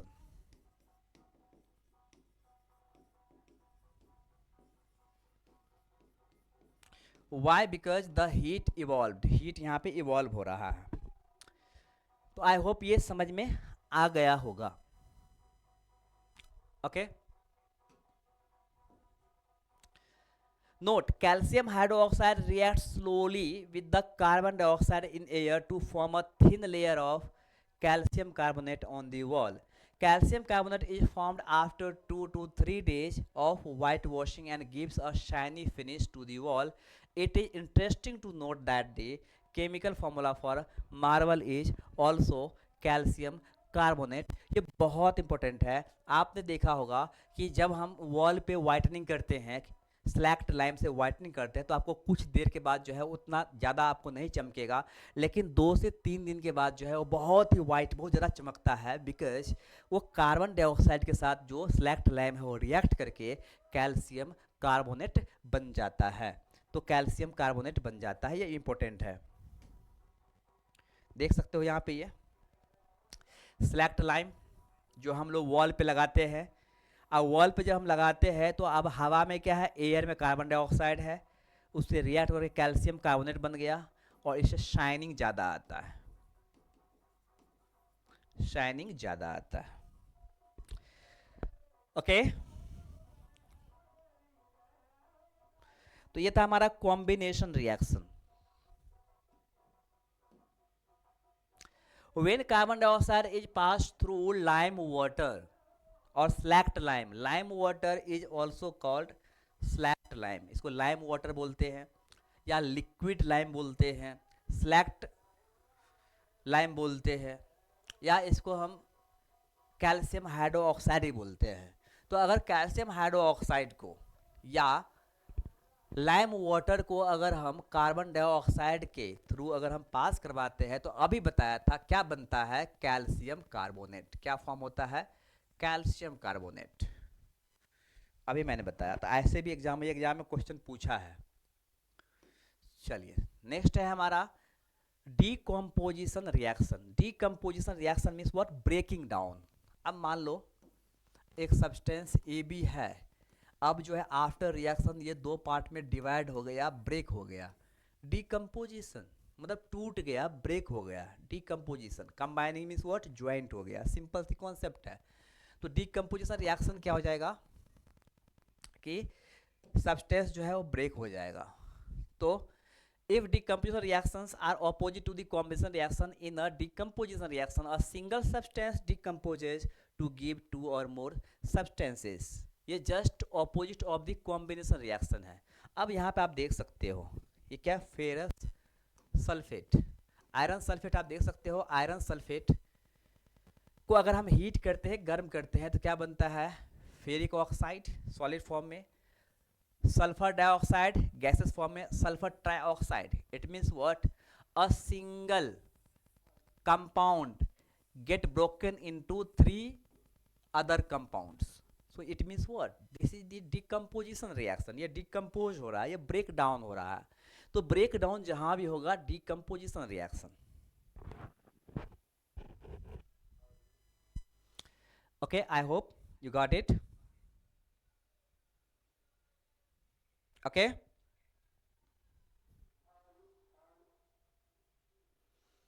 Okay good. Decomposition of silver bromide into silver and chlorine by light. अच्छा, ये भी exam में जरूरी है। देखो क्या है, सिल्वर को Ag से रिप्रेजेंट करते हैं, ब्रोमीन को Br से करते हैं, तो सिल्वर ब्रोमाइड जो सॉलिड फॉर्म में है, इसको सनलाइट के प्रेजेंस में, किसके प्रेजेंस में, in the presence of sunlight it breaks into silver. ये क्या हो गया, सिल्वर। एंड ब्रोमीन गैस, ये bromine gas,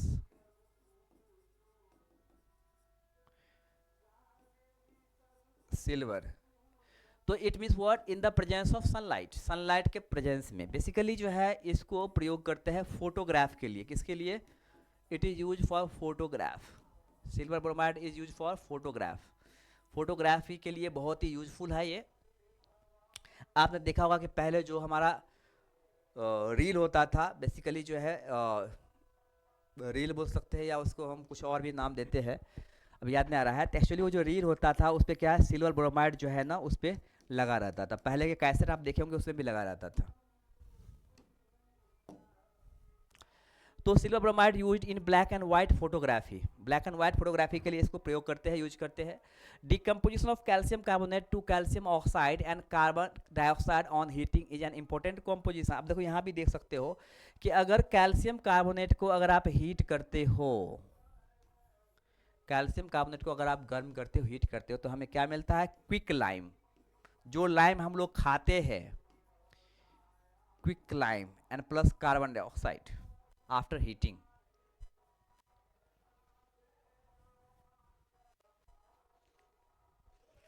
okay, it means what, इसमें क्या हो रहा है, हीट रिक्वायर्ड है, इसे हम बोल देंगे endothermic reaction, endothermic, because it needs the heat. Heat अगर नीड्स होगा एंडोथर्मिक, अगर हीट इवॉल्व होगा एक्सोथर्मिक। तो आई होप ये समझ में आ गया होगा आपको decomposition reaction. Calcium oxide is called lime और क्विक लाइम, जो मैं बताया आपको इसको क्विक लाइम बोलते हैं। इट इज, हाँ, इसका बहुत सारे यूज होता है, जैसे सीमेंट को बनाने के लिए भी इसको हम यूज करते हैं। It is also use for the manufacturing of cement. When the decomposition reaction is carried out by heating, it is called thermal decomposition. Very very important. आप देखो यहाँ पे हीट की ज़रूरत है डिकम्पोजिशन के लिए, सिंपल सी कौन, जहाँ थर्मल मीन्स व्हाट, हीट, तो इसको हम थर्मल डिकम्पोजिशन भी बोलेंगे। Now next, displacement reaction means, चलो मैं एक डायरेक्टली बता ही देता हूँ। आप देखो यहाँ पे जो मैं बता चुका था आपको पहले, यहाँ पे जो आयरन है, iron is more reactive than copper, iron is more reactive than copper. It means sulphate के साथ आयरन ज़्यादा जल्दी रिएक्ट करेगा compare to copper. It means iron जो है कॉपर को डिस्प्लेस करके आयरन सल्फेट बना लिया और फिर कॉपर को सेपरेट कर दिया। This process is also used to separate copper, copper को भी सेपरेट करने के लिए यूज करते हैं। तो आप देख सकते हो इसे हम क्या बोलते हैं, displacement reaction. It means one element displaces the other elements from the compound, that's called the what, displacement reaction. इसे हम क्या बोलेंगे, displacement reaction. So in this reaction, iron has displaced or removed another element, copper, from copper sulfate solution. This reaction is known as displacement reaction. Double displacement reaction, आप देखो यहाँ पे क्या है, ये जो आप देख सकते हो रिएक्शन, इसमें एक बार नहीं दो बार जो है दो कंपाउंड के साथ जो है वो डिस्प्लेसमेंट हो रहा है। Here sodium sulphate in liquid state, aqueous means liquid state, and barium chloride. आप देख सकते हो कि बेरियम जो है वो सोडियम, आप देखो कि सोडियम जो है क्लोरीन के साथ बहुत ही इजीली रिएक्ट करता है, बिकॉज सोडियम को क्या चाहिए, वन इलेक्ट्रॉन को लूज करेगा, ये वन इलेक्ट्रॉन को गेन करेगा, इसमें बहुत ही आसानी से बन जाता है। इसके लिए सोडियम रिएक्ट विथ क्लोरीन, इसलिए बैरियम को हटा दिया और बैरियम जो है वो सल्फर के साथ रिएक्ट कर लिया। देखो यहाँ पे क्या है कि ये जस्ट अपोजिट हो गया, मतलब क्या, टू एलिमेंट का डिस्प्लेसमेंट होता है, that is called double displacement reaction.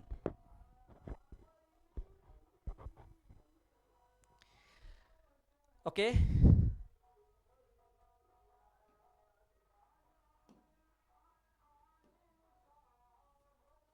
चलिए अब मैं बता रहा हूं एक सिंपल सी कॉन्सेप्ट, आपको याद हो जाएगा।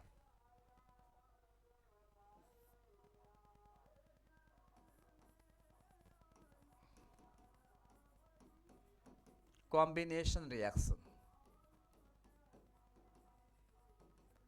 टू और मोर रिएक्टेंट, सपोज ए और बी रिएक्टेंट है, to form a single product.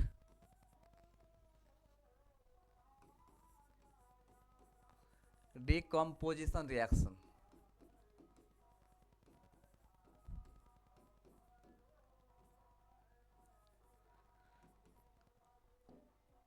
One product get broken into two और मोर प्रोडक्ट, यहाँ पे ब्रेक डाउन होता है।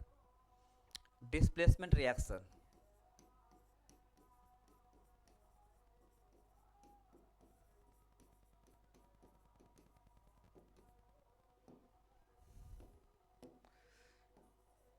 अब A plus B X, A B को डिस्प्लेस कर दिया, ए एक्स प्लस बी। अब double displacement reaction,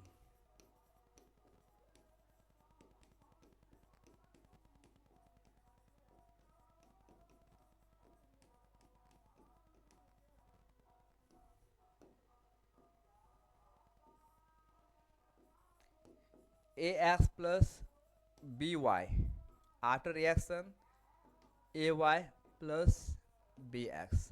I hope ये जो कॉन्सेप्ट है इससे आप समझ गए होंगे। Combination, more than two reactant form a single product, decomposition reaction, single products get broken into two और more, sorry single reactant get broken into two और more products, displacement reaction, A displaces the position of B and react with x.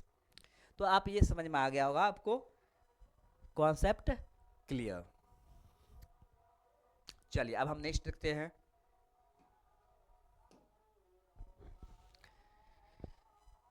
precipitation reaction when aqueous solution means what? Water solution। aqueous का मतलब होता है water। तो when aqueous solutions of two compounds are mixed, if they react to form an insoluble compound, means ऐसा compound जो soluble नहीं है, insoluble compound and a soluble compound, then it is called precipitation reaction, because the insoluble compound formed as one of the products is a precipitate and hence the reaction is so called। अब example के लिए, जैसे cloud बना, अब जो clouds का formation है, after formation of the clouds क्या होता है? रेनफॉल। तो after formation of the clouds rainfall होगा इन आर एटमॉस्फेयर।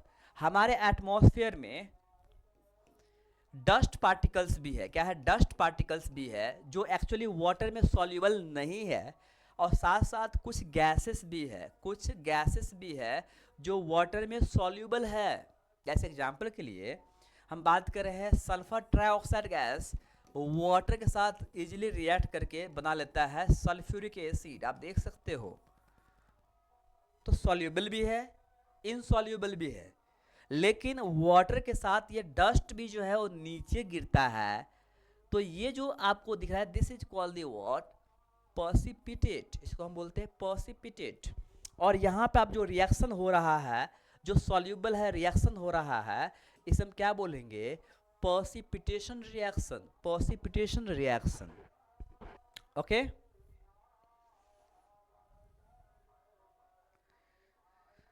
Okay, done.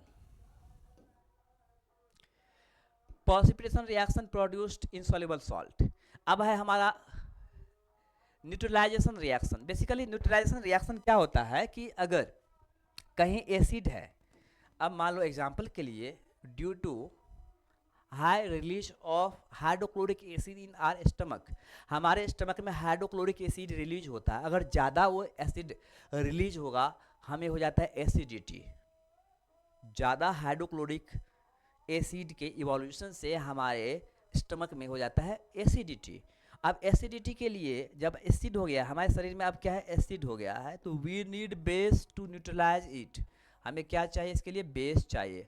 हम क्या यूज करते हैं इसके लिए? Magnesium hydroxide. याद रखना, जब कभी भी अगर हम या हमारे बॉडी में एसिडिटी होता है तो हम जो मेडिसिन यूज करते हैं वो होता है एक्चुअली मैग्नीशियम हाइड्रोक्साइड।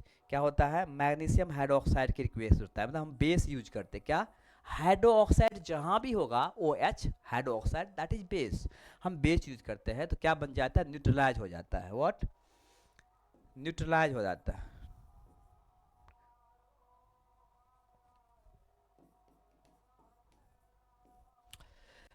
तो वही बोलता है कि the reaction between an acid and a base is known as the neutralisation. Salt and water are produce in this process with the evolution. आप देखो HCl, HCl means what? Hydrochloric acid. Hydrochloric acid, acid है ये। NaOH, sodium hydroxide, जहाँ पे hydroxide आएगा means what? Base है। अब इन दोनों को जब रिएक्ट करते हैं तो बनता है NaCl मीन्स सॉल्ट। तो नॉर्मली सॉल्ट जो है मोर और लेस न्यूट्रल होता है। मोर और लेस, एग्जैक्ट नहीं बोलूंगा, मोर एंड लेस जो है वो न्यूट्रल होता है और वाटर इवॉल्व होता है। तो आप देख सकते हो इसको हम बोलते हैं, इस तरह के रिएक्शन को हम बोलते हैं neutralisation reaction. Okay, in simple manner में एसिड प्लस बेस के रिएक्शन को हम बोलते हैं न्यूट्रलाइजेशन रिएक्शन, सिंपल। चलिए, अब जो है इसका हमारे लाइफ में, न्यूट्रलाइजेशन का हमारे लाइफ में क्या क्या इंपॉर्टेंट है। अब एंट बाइट, अब अगर एंट हमें काटता है, जैसे मान लो कि चींटी हमें काटता है, एंट हमें काटता है, या हनी बी हमें काटता है, तो हनी बी या एंट जो हमें काटता है बेसिकली उसके जो स्टिंग होता है उसमें क्या होता है? Formic acid. क्या होता है? Formic acid.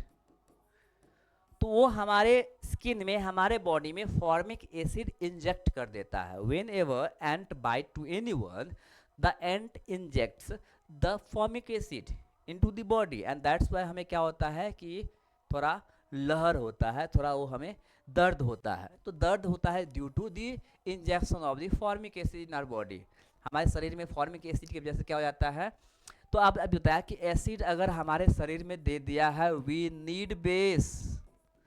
अब ऐसे मेडिसिन यूज करो या ऐसे कोई बेस लो जिसको आप रब, जहाँ पे काटा उसको आप रब करते हैं। अब देखो सोप जो है ना, साबुन, सोप भी क्या है? बेस है। अगर आप साबुन से, सोप से भी अगर आप क्या करोगे, उसको रबिंग करोगे तो आपको लहर कम हो जाएगा, दर्द कम हो जाएगा। तो we need base to neutralise this. तो वही बोल रहा है कि एंटीबायोटिक में फॉर्मिक एसिड होता है। ए भगवान, just a minute.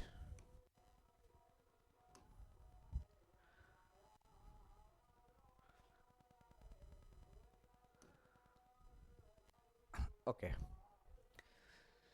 So when an ant bites, it injects the acidic liquid formic acid into the skin. The effect of the acid can be neutralized by rubbing moist baking soda. Baking soda, yeah, that is also called sodium hydrogen carbonate, और this is also called calamine solution which contains zinc carbonate. ये सब हम अगर use करते हैं, means base use करते हैं, तो हमें कम हो जाता है। सॉइल ट्रीटमेंट, अब देखो नॉर्मली क्या है कि बेस्ट सॉइल, बेस्ट सॉइल का जो पीएच वैल्यू है वो होता है 7.4। पीएच वैल्यू कितना होता है? 7.4। अगर 7 पॉइंट कम से, अगर इससे कम हो जाएगा तो हम वो एसिडिक हो जाएगा, वो सॉइल एसिडिक हो जाएगा। अगर इससे ज़्यादा होगा तो वो सॉइल बेसिक हो जाएगा। सिंपल सी कॉन्सेप्ट है। अगर पीएच वैल्यू अगर 7.4 से ज़्यादा हो गया मतलब ये बेस्ट होता है, मतलब नॉर्मली जो है ये बेसिक ही होता है, थोड़ा सा बेस होता है। लेकिन अगर ज़्यादा बेसिक हो गया या एसिडिक हो गया तो हमें इस फॉर्म में लाने के लिए, जैसे एग्जाम्पल के लिए मान लो कि एसिडिक हो गया तो बेस में लाने के लिए हम क्या करते हैं, उसको क्विक लैम, हम उसको क्या है, क्विक लैम डालते हैं, इसको बेस डालते हैं। क्या डालते हैं? बेस। और बेस डालने से क्या हो जाता है, ये न्यूट्रलाइज हो जाता है और हमारे लिए फर्टाइल हो जाता है लैंड। अगर बेसिक है तो हम इसमें ह्यूमस डालते हैं। क्या डालते हैं? ह्यूमस। क्या? Humus means what? Bio composed material हम इसमें डालते हैं ताकि उसको थोड़ा एसिडिक कर सके। तो इसलिए न्यूट्रलाइज बहुत ज़रूरी होता है। और ऐसे सॉइल जिसका पीएच वैल्यू 7.4 है, that is the most fertile soil, उसमें फर्टिलिटी बहुत ही अच्छा होता है। तो सॉइल ट्रीटमेंट के लिए भी हम क्या करते हैं, इसको यूज करते हैं। जो मैं आपको बताया हूँ वही लिखा हुआ है और कुछ नहीं है, तो एक बार आप देख लेना। नेक्स्ट है factory waste. The waste of many factories contain acids. If they are allowed to flow into the water bodies, the acids will kill fish and other organism. आप बहुत सारी इंडस्ट्री से जो केमिकल्स रिलीज होता है और normally river में उसको आउटफ्लो करते हैं, तो इन दिस सिचुएशन जो रिवर का ऑर्गेनिज्म है वो क्या मर सकता है, तो उसको क्या करते हैं आप देखो, क्विक लैम भी हम डाल सकते हैं या स्लैक्ट लाइम भी हम डाल सकते हैं न्यूट्रलाइज करने के लिए। तो हमारा जो ये चैप्टर है यहाँ हो गया है फिनिश। ओके